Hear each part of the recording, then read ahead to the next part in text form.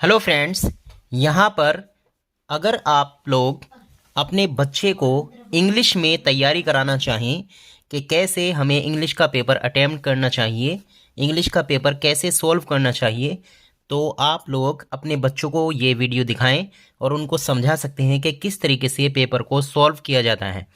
देखिए, सबसे पहले यहाँ पर ये स्कूल का नाम है, यहाँ पर ये सब्जेक्ट आ गया, यहाँ पर ये क्लास आ गई और यहाँ पर ये टाइम आ गया और यहाँ पर ये मैक्सिमम मार्क्स हैं। अब यहाँ पर ये लिखा हुआ है, हेडिंग है हमारी A, tick the correct option. तो यहाँ पर पहला हमारा क्वेश्चन है, king Hutamsan felt he had everything because of his. तो यहाँ पर ये 4 ऑप्शंस इसके लिए दिए गए हैं, intelligence, wealth, beautiful wife, power. अब पहले तो आप इसका मतलब समझिए। नंबर 1 पर है, किंग हुटामसन यानी राजा हुटामसन जो था, फेल्ट उसे महसूस होता था, ही हैड एवरीथिंग उसके पास सब कुछ था, बिकॉज ऑफ हिज किसकी वजह से, इनमें से किसकी वजह से किंग यानी राजा हुटामसन को ये लगता था कि उसके पास सब कुछ चीज़ है, सभी कुछ है उसके पास। तो उसकी इंटेलिजेंस की वजह से, वेल्थ की वजह से, ब्यूटीफुल वाइफ की वजह से या पावर की वजह से। तो फ्रेंड्स, इसका जो सही ऑप्शन है वो है ब्यूटीफुल वाइफ। तो हम इस पर टिक कर देंगे। दोस्तों, ये वीडियो आप अपने बच्चों को यानी चिल्ड्रन को दिखाएं, अपने बेटों या बेटियों को दिखाएं जो भी इंग्लिश का पेपर अटेम्प्ट करना चाहें, यानी इंग्लिश के पेपर को कैसे सॉल्व करते हैं। इस वीडियो से बहुत ही आसानी से आप उनको समझा सकते हैं। अब दूसरा है हमारा, जो यहाँ पर टिक द करेक्ट ऑप्शन का जो दूसरा क्वेश्चन है, रानी मत्स्यावाज। ये रानी मत्स्या किंग हुटामसन की पत्नी थी। ये कैसी थी? तो क्रूअल आएगा इसमें, बेरहम थी, जेनरस दयालु थी, विटी हाजिर जवाब, या फिर सेल्फ सेंटर्ड यानी खुद के बारे में सोचने वाली। तो यहाँ पर जेनरस इसका सही ऑप्शन है। तो इस पर हम राइट का निशान लगा देंगे, टिक कर देंगे इसको। क्वेश्चन नंबर 3 है यहाँ पर, द रैट लिव्ड। अब ये दूसरी स्टोरी का यानी जो चैप्टर है बुक का, इंग्लिश बुक का, तो उस वाली बुक से ये क्वेश्चन लिया, मतलब उस चैप्टर से ये क्वेश्चन लिया गया है। The rat lived in the hole of a an, यानी चूहा रहता था। In the hole of a an का मतलब है इनमें से कोई पेड़ है उसके बिल में। तो नीम ट्री के बिल में यानी नीम के पेड़ के बिल में, या फिर बैनियन ट्री, या फिर एप्पल ट्री, या मैंगो ट्री। तो दोस्तों, इसका जो सही ऑप्शन है वो है बैनियन ट्री। इस तरीके से हम बैनियन ट्री पर निशान लगा देंगे। अब देखिए, इसमें जो हमारा क्वेश्चन नंबर 4 है वो है, all the 4 animals of that tree were, यानी उस पेड़ पर सभी जो 4 जानवर थे वो क्या थे? एनिमीज दुश्मन थे आपस में एक दूसरे के, या फिर हंगरी भूखे थे, या फिर फ्रेंड्स दोस्त थे वो, या फिर थर्स्टी प्यासे थे। तो दोस्तों, इसका जो सही ऑप्शन है वो है एनिमीज़।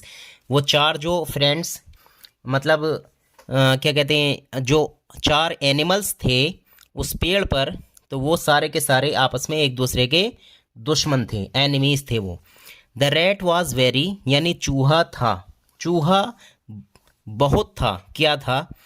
नॉटी शरारती था, क्लेवर का मतलब चालाक, चालाक था, लेज़ी का मतलब सुस्त आलसी यानी आलसी था, या फिर अफ्रेड डरा हुआ था।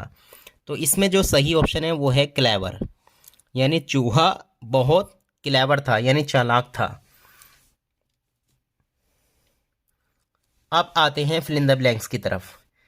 फिल इन द ब्लैंक्स कैसे सॉल्व करते हैं? देखिए, इसमें यहाँ पर बच्चों की फैसिलिटी के लिए, मतलब उनको आसानी के लिए, यहाँ पर 1 2 3 4 5 वर्ड्स लिखे हुए हैं, और यहाँ पर 1 2 3 4 5 ही यहाँ पर लाइनें दी गई हैं, और यहाँ पर ये खाली जगह दी गई है जिसको हम ब्लैंक बोलते हैं। अब यहाँ पर रमन सा अ सैक एट दी।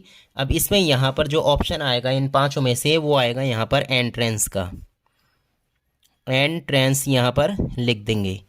अगर आप इसको यहीं पर सॉल्व करेंगे इसी पेपर में तब तो ऐसे ही, नहीं तो इसको जो आंसर शीट दी जाती है इसके साथ में, उसमें ये लाइन नोट करेंगे और उसमें ये भर देंगे, and lived on high branch of the tree, यहाँ से छांटेंगे इसके लिए, तो इसमें आएगा owl. Rani Matsya was a queen, Rani Matsya रानी थी, कैसी? जेनरस, ये आ गया इसमें जेनरस, ये भी भर दिया हमने इसमें, और एंट्रेंस भी भर चुके हैं, जेनरस भी भर चुके हैं। अब हमारे पास 2 लाइनें हैं और 2 ही हमारे पास वर्ड्स हैं। 5 गर्ल्स आर अहेड, बट यहाँ पर आ जाएगा मीना, ये भी हो गया। अब बचा ये वाला, तो ये आ जाएगा यहाँ पर। इस तरीके से हम इसको सॉल्व कर देंगे।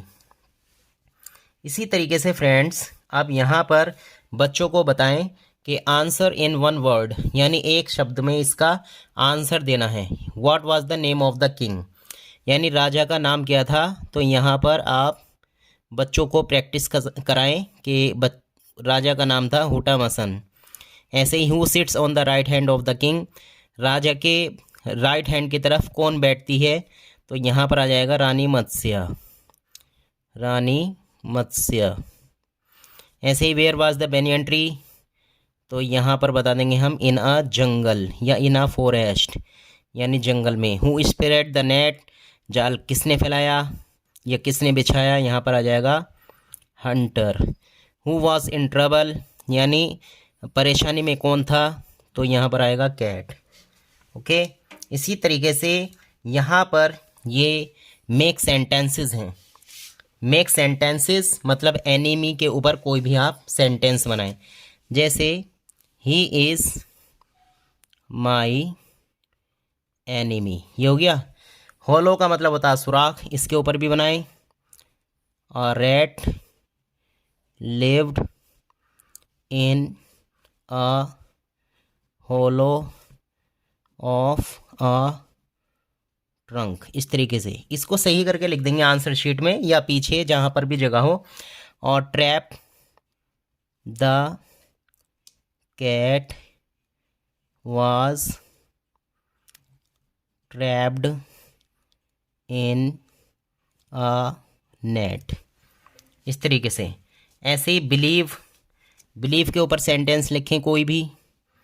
बिलीव इन, मैं यहाँ पर जैसे लिख रहा हूँ अल्लाह या गॉड लिख सकते हैं आप। आई हैव, और यहाँ पर ये प्रूफ लिख दें, इसमें प्रूफ, आई हैव प्रूफ, ये भी कंप्लीट हो जाएगा सेंटेंस। इसी तरीके से हमारा ये पीछे भी दे रखा है इसमें, यहाँ पर ये मैच द फॉलोइंग्स, इसमें द अम्ब्रेला, तो ये हम मिला देंगे इससे, इस ब्लैक। ग्रोसर, ये हमारा आ जाएगा यहाँ पर सेल्स वाले में। कैमल, ये आ जाएगा हमारा हैज़ अ हम्प। और ईगल, इसे मिला देंगे हम flies high in the air. और मंशा, ये मिल जाएगा सिंग्स वेल। अब फ्रेंड्स, ये आते हैं यहाँ पर आंसर द फॉलोइंग क्वेश्चंस। तो इनके आंसर आप बच्चों को जो नोटबुक्स में करवाए जाते हैं, स्कूल की क्लास में जो नोटबुक होती है बच्चों की, उसमें जो भी क्वेश्चन के आंसर होते हैं उनकी प्रैक्टिस कराएं। जैसे हु वाज रानी मत्स्या, रानी मत्स्या कौन थी। Who lived on the old banyan tree, यानी उस पुराने बरगद के पेड़ पर कौन कौन रहता था या कौन रहता था। Where did an owl live, एक उल्लू कहाँ रहता था। Why were all the students assemble on the playground, सारे स्टूडेंट्स यानी सभी स्टूडेंट्स खेल के मैदान में क्यों जमा हुए थे। और what happens when Shobha tries to run fast, क्या होता है जब शोभा तेज़ दौड़ने की कोशिश करती है। इस तरीके से हम यहाँ पर ये इनके आंसर बच्चों को लिखवा देंगे। अब यहाँ पर ये वर्ड मीनिंग दे रखे हैं। वर्ल्ड का मतलब होता है दुनिया, फील का मतलब होता है महसूस करना, महसूस करना। प्रोब का मतलब होता है जांच, रूट का मतलब होता है जड़। ऐसे ही होलो का मतलब होता है सुराख, ये सुराख इस तरीके से लिख देंगे। और मिस्टेक का मतलब होता है गलती। असेंबल का मतलब जमा होना या इकट्ठा होना। सेलिब्रेट का मतलब होता है मनाना। सिग्नल का मतलब होता है निर्देश, निर्देश। और पुअर का मतलब होता है गरीब। दोस्तों इस तरीके से आप अपने बच्चों को बताएं कि पेपर कैसे सॉल्व किया जाता है। दोस्तों अगर ये वीडियो आपको अच्छी लगी तो प्लीज़ लाइक और शेयर करें। Thanks for watching.